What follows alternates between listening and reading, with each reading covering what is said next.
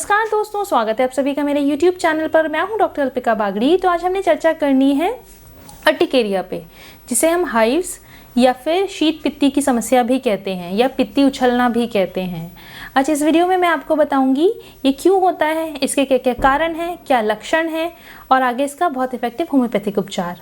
आज का वीडियो बहुत ज़्यादा इन्फॉर्मेटिव है, इसलिए वीडियो को अंत तक ज़रूर देखें। और अगर आप मेरे चैनल पर नए हैं तो मेरे चैनल को सब्सक्राइब ज़रूर कर लीजिए, साथ में दबा दीजिए बेल आइकन ताकि मेरे आने वाले वीडियोस की नोटिफिकेशंस आपको मिल सकें। तो चलिए शुरू करते हैं। तो सबसे पहले मैं आपको बताना चाहूँगी अर्टिकेरिया क्या होता है। अर्टिकेरिया या हाइव्स एक तरह की एलर्जिक रिएक्शन है जो हमारे शरीर पे देखी जाती है, यानी हमारे स्किन पे देखी जाती है। इसमें लाल लाल चकत्ते हमारे शरीर पर डेवलप होने लग जाते हैं। ये होता कब है? किसी भी तरह का कोई एलर्जी का एक्सपोजर अगर पेशेंट को होता है उसके बाद, यानी कोई भी एक्सपोजर जिससे पेशेंट एलर्जिक है या कोई इंसान एलर्जिक है, उसका एक्सपोजर हुआ उस भी पर्टिकुलर चीज़ से, उसके बाद ये सिम्टम डेवलप होने लग जाते हैं। इसमें जो लक्षण देखे जाएंगे, लाल लाल चकत्ते, सूजन और इचिंग इरिटेशन के सिम्टम्स इसमें देखे जाते हैं। जो चकत्तों का आकार है वो बहुत छोटा, माइन्यूट से लेके बहुत बड़ा, यानी mm से लेके इंचेस तक में भी देखे जा सकते हैं और ये गुच्छों में हो जाते हैं। बहुत ज़्यादा इचिंग इसके अंदर होती है, लालपन बहुत ज़्यादा होता है, साथ ही साथ स्वेलिंग देखी जाती है। स्वेलिंग आँखों के नीचे, होठों पे, गर्दन पे, यहाँ पे भी देखी जा सकती है। अर्टिकेरिया के दो टाइप्स होते हैं, एक्यूट अर्टिकेरिया और क्रॉनिक अर्टिकेरिया। एक्यूट अर्टिकेरिया का जो सिम्टम्स हैं वो लेस देन 6 वीक्स के होते हैं, यानी 6 हफ्ते से 6 हफ्ते के अंदर अंदर जो सिम्टम्स आए हैं उसे हम एक्यूट की कैटेगरी में रखते हैं। इसमें स्वेलिंग आ सकता है, पेशेंट को इचिंग इरिटेशन का सिम्टम आया है, रेडनेस हुआ है, स्वेलिंग देखने को मिली है आँखों पे, उंगलियों में, होठों पे, गले पे, इस तरह के सिम्टम्स एक्यूटली आए हैं और वो 6 हफ्ते के अंदर अंदर आए हैं, तो हम उसे एक्यूट कंसिडर करेंगे। अगर हम क्रॉनिक अर्टिकेरिया की बात करें तो 6 हफ्तों से पहले वाले जो सिम्टम्स रहेंगे और रिपीटेडली सिम्टम्स चल रहे हैं, पेशेंट को रैशेज़ आ रहे हैं, इचिंग हो रही है, इन बिटवीन वो ठीक हो जाता है, इचिंग इरिटेशन फिर आई, फिर पेशेंट ठीक हो गया, मतलब पेशेंट को जब जब एक्सपोजर हो रहा है तब तक अगर सिम्टम आ रहे हैं तो उनको हम क्रॉनिक अर्टिकेरिया की कैटेगरी में रखते हैं। यानी पेशेंट का एक्सपोजर जब जब हो रहा है, पेशेंट को तब तब सिम्टम आ रहे हैं और रिपीटेडली आ रहे हैं और 6 हफ्तों से पहले उसको हो चुका है, यानी वो अब क्रॉनिक में कन्वर्ट हो चुका है, तो इसको हम क्रॉनिक अर्टिकेरिया की कैटेगरी में रखते हैं। तो मैं आपको बताना चाहूँगी इसमें क्या क्या लक्षण देखे जाते हैं। इसमें लक्षणों में इचिंग देखी जाएगी, रैशेस देखे जाएंगे, रेडनेस और रेडिश और पिंकिश रैशेस डेवलप होते हैं पेशेंट में, गोलाकार होते हैं यूजुअली और वो गुच्छों में भी हो सकते हैं।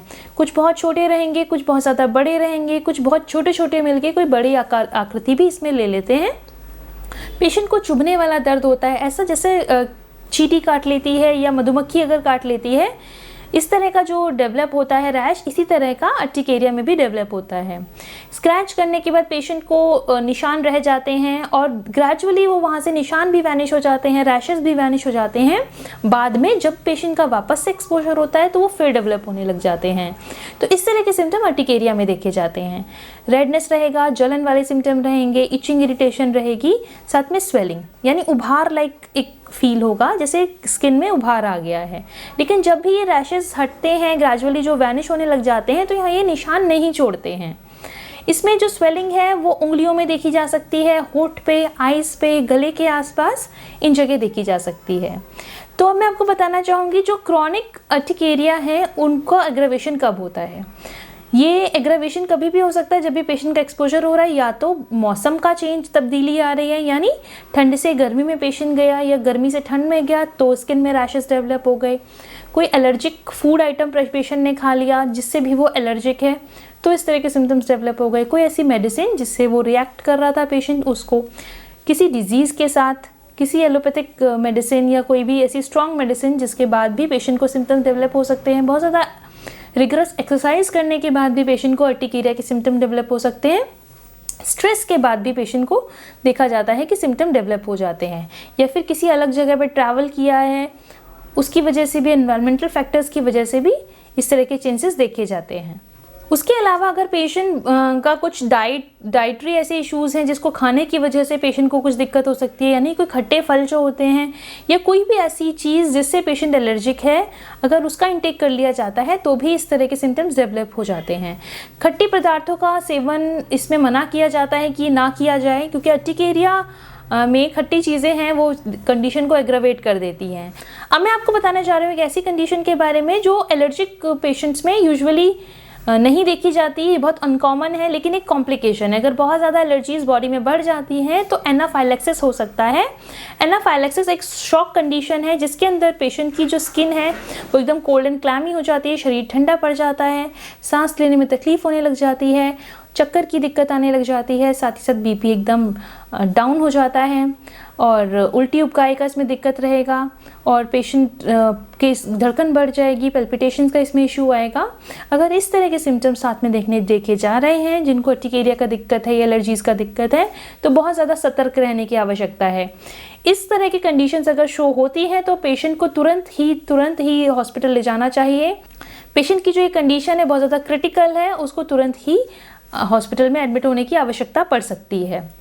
इसलिए अगर एलर्जीज़ का दिक्कत चल रहा है तो उसको इग्नोर नहीं करना है, आपने सिम्टम्स को ध्यान में रखना है और अगर थोड़ी बहुत एलर्जी होती है उसी का ही ट्रीटमेंट करवाना स्टार्ट कर देना है ताकि बहुत ज़्यादा एलर्जीज़ की दिक्कत ना बढ़े। अब मैं आपको बताना चाहूँगी प्रिकॉशनरी मेजर्स क्या लेने चाहिए अगर आपको अर्टिकेरिया का दिक्कत है। तो इसमें बहुत ज़्यादा ज़रूरी है कि पेशेंट को अपने एलर्जीज़ का ध्यान रखना है कि उनको पर्टिकुलरली किस चीज़ से परेशानी होती है, क्या चीज़ उनकी दिक्कत को बढ़ाती है, क्योंकि ये जो एलर्जीज़ हैं ये ब्लड में है, आपके इम्यून सिस्टम की वजह से ऐसा हो रहा है, आपका इम्यून सिस्टम वीक है, इस वजह से पेशेंट के सिम्टम्स पे ध्यान ज़्यादा दिया जाता है कि क्या चीज़ उनकी दिक्कत को एग्रावेट करता है।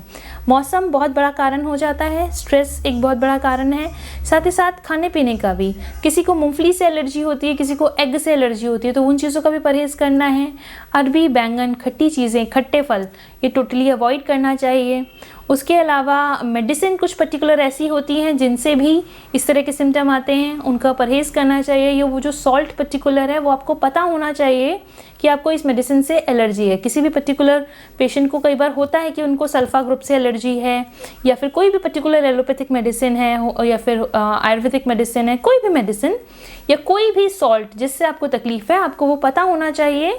उसके अलावा साथ ही साथ एक्सरसाइज या प्रेशर सिम्टम अगर आते हैं तो भी इस तरह के सिम्टम डेवलप हो जाते हैं। तो एक पर्टिकुलर लिमिट में ही आपने करना है ताकि आपकी बॉडी का जो टेम्परेचर वेरिएशन हो रहा है जिसकी वजह से ये डेवलप हो रहा है तो वो आप उसको अवॉइड कर सकें। क्योंकि ये शीत पित्ती से बोला जाता है, शीत का मतलब ठंड और पित्ती का मतलब गर्मी, तो सर्द गर्म की वजह से, इसलिए एनवायरमेंटल फैक्टर्स और टेम्परेचर इसका बहुत बड़ा इन्वॉल्वमेंट रहता है इसको होने में। अब मैं आपको बताना चाहूँगी क्या क्या इन्वेस्टिगेशंस कराई जा सकती हैं अगर अर्टिकेरिया का दिक्कत है तो इसमें पहला इंपॉर्टेंट इन्वेस्टिगेशन होता है सीबीसी, साथ में एब्सोल्यूट इज़ोनोफिल काउंट कराए जा सकते हैं। उसके अलावा आईजी लेवल कराया जा सकता है, सीरम आईजी जिसे कहते हैं। उसके अलावा कोई भी स्पेसिफिक अगर जांचें करानी हैं तो फिर वो फूड इंटॉलरेंस की जांचें होती हैं, उन्हें भी आप करा सकते हैं ताकि आपको पता चल सके कि आपको पर्टिकुलरली किस चीज़ से एलर्जी है। अब मैं आपको बताना चाहूँगी ऐसी कौन कौन सी होम्योपैथिक मेडिसिन हैं जिन्हें लेके आप अर्टिकेरिया की दिक्कत में आराम पा सकते हैं। तो इसमें सबसे इंपॉर्टेंट मेडिसिन आ जाती है एपिस मेलिफिका 30। एपिस मेलिफिका का बहुत अच्छा एक्शन रहता है उन पेशेंट पे जिनको अर्टिकेरिया का दिक्कत है और जिनको गर्माहट से दिक्कत बढ़ती है। यानी गर्माहट में समर्स में जैसी पेशेंट समर का एक्सपोजर होता है, गर्माहट का एक्सपोजर होता है तो पेशेंट को सडनली दिक्कत होने लग जाती है। अगर ठंडक का एक्सपोजर हो रहा है तो पेशेंट को आराम आता है। यानी अगर पेशेंट सडनली किसी भी ऐसे एनवायरनमेंट में गया जहाँ बहुत ज़्यादा गर्मी है, पेशेंट को रैशेज़ आ गए, इचिंग इरिटेशन है, बहुत ज़्यादा चुभन वाला दर्द हो रहा है, स्टिंगिंग लाइक अगर सेंसेशन आ रहा है, बर्निंग सेंसेशन आ रहा है, तो एपिस मेलिफिका बहुत अच्छा काम करती है। गर्माहट से बढ़ना, ठंडक से आराम आना, तो एपिस मेलिफिका बहुत इफेक्टिव मेडिसिन है। एपिस मेलिफिका में एक और सिम्टम देखने को मिलता है कि पेशेंट बहुत ज़्यादा थर्स्टी है लेकिन पेशेंट को बहुत कम यूरिन आ रहा है। तो इस तरह के सिम्टम्स के आधार पर एपिस मेलिफिका लिया जा सकता है। एपिस मेलिफिका का जो डोसेस रहेगा दिन में 4 बार, एक बारी में 4-4 ड्रॉप्स लेना है। अगर आप ड्रॉप्स में ले रहे हैं, नहीं तो आप आधी चम्मच पानी में भी 4 ड्रॉप्स डाल के ले सकते हैं। पिल्स में 4 पिल्स 4 बार। नेक्स्ट मेडिसिन आ जाती है एकोनाइट 30। एकोनाइट 30 उन पेशेंट में अच्छा काम करती है जिसमें सिम्टम्स सडनली आए हैं, यानी ठंड का एक्सपोजर हुआ, कोल्ड एक्सपोजर हुआ और पेशेंट को रैशेस आ गया, रैशेस के सिम्टम्स आ गए हैं, इचिंग इरिटेशन हो रही है, स्किन ड्राई है, बेचैनी बहुत ज़्यादा है, इचिंग बहुत है, साथ ही साथ फीवर भी है, उन केसेस में एकोनाइट 30 अच्छा काम करती है। एकोनाइट का डोजेस जो रहेगा वो दिन में 3 बार, एक बारी में 4 ड्रॉप्स। नेक्स्ट मेडिसिन आ जाती है आर्सेनिक एल्बम 30। आर्सेनिक का बहुत अच्छा इफेक्टिव रिजल्ट है उन पेशेंट में जिनमें बेचैनी वाले सिम्टम्स देखे जाते हैं, रेस्टलेसनेस है, वीकनेस है, रैशेज है, साथ में जलन वाले सिम्टम्स हैं। रैशेज आ रहे हैं लेकिन जलन है, हर इसमें सिम्टम में जलन आ रहे हैं, यानी पेशेंट ओवरऑल बर्निंग बहुत ज़्यादा इसमें मार्क्ड रहेगी, इचिंग बहुत ज़्यादा मार्क्ड रहेगी, पानी की, ठंडे पानी की, थोड़े थोड़े पानी की इसमें प्यास लगेगी, पेशेंट को अपनी बीमारियों से बहुत ज़्यादा डर लगता है, पेशेंट को फियर ऑफ डेथ भी है और बेचैनी बहुत ज़्यादा है। सिम्टम का एग्रावेशन जो है दिन में, दोपहर के समय और रात में आधी रात को, अगर इस तरह के सिम्टम शो हो रहे हैं तो आर्सेनिक एल्बम लिया जा सकता है। आर्सेनिक एल्बम का जो डोजेस रहेगा दिन में 4 बार, एक बारी में 4 ड्रॉप्स। नेक्स्ट मेडिसिन आ जाती है रस्टॉक्स 30। अगर सिम्टम्स आते हैं बारिश में भीगने के बाद सिम्टम आने के और रैशेस पेशेंट को आ रहे हैं, वेसिकुलर इरप्शंस आ रहे हैं, बर्निंग सेंसेशन है, शरीर में भी अकड़ाहट हो रही है और पेशेंट को चलने फिरने में भी दिक्कत है, पेशेंट जैसे ही उठ के चलता है तकलीफ होती है और अगर चलने लग जाता है कंटिन्यूसली तो पेशेंट बेटर हो जाता है। रैशेज में भी इस तरह के सिम्टम्स देखे जाते हैं कि पेशेंट जैसे ही एक्सपोजर पेशेंट का होता है, साथ में फीवरिश फीलिंग आ रही है, बर्निंग सेंसेशन रैशेज में देखी जाती है, साथ ही साथ बॉडी में रेडनेस के साथ स्वेलिंग भी देखी जाती है। तो अगर इस तरह के सिम्टम्स देखने को मिल रहे हैं तो रस्टॉक्स 30 लिया जा सकता है, दिन में 4 बार, एक बारी में 4 ड्रॉप्स। नेक्स्ट मेडिसिन आ जाती है दलकामारा 30। दलकामारा उन पेशेंट में बहुत अच्छा काम करती है जिनके सिम्टम्स आए हैं ठंडे पानी से नहाने के बाद। पेशेंट ठंडे पानी से नहाया और सिम्टम्स पेशेंट को आ गए, रैशेस के, इचिंग इरिटेशंस के, इंटेंस इचिंग है पेशेंट को, तो उस तरह के केसेस में दलकामारा 30 दिया जा सकता है, दिन में 4 बार, एक बारी में 4 ड्रॉप्स। मेडिसिन आप वो ले सकते हैं जो आपको सूट होती है। साथ ही साथ मैं अभी आपको पेटेंट बताने जा रही हूँ, एक श्वाबे कंपनी का अर्टिका पेंटार्कन है जिसके मुझे बहुत अच्छे रिजल्ट्स मिले अपने पेशेंट्स पे अर्टिकेरिया के केसेस में। इसका जो डोजेस रहेगा 1/4 कप पानी के अंदर 15 बूंद डाल के आप दिन में 2 से 3 बार ले सकते हैं। डाइल्यूशन वही आप लें जो आपको सूट होता है, कोई भी मेडिसिन एक साथ नहीं चलानी है क्योंकि ऐसी बहुत सारी मेडिसिन होती हैं जो इनमिकल होती हैं, यानी जो साथ में नहीं चलाई जा सकती, इसलिए जो सिम्टम के आधार पे आपको सूट होता है आप वो ले सकते हैं और साथ ही साथ अर्टिका पेंटार्कन ले सकते हैं। एक मैं आपको मदर टिंचर बताना चाहती हूँ। अर्टिकेरिया यूरेंस एक मदर टिंचर फॉर्म में आपने लेना है, आधे कप पानी में 10 बूंद डाल के दिन में 2 से 3 बार। साथ ही साथ अजादिरिक्टा टिंचर भी आप ले सकते हैं। दोनों ही टिंचर आप किसी भी डाइल्यूशन के साथ चला सकते हैं, बहुत इफेक्टिव रिजल्ट मिलता है। अजादिरिक्टा भी आधे कप पानी के अंदर 10 ड्रॉप डाल के 2 बार आप ले सकते हैं।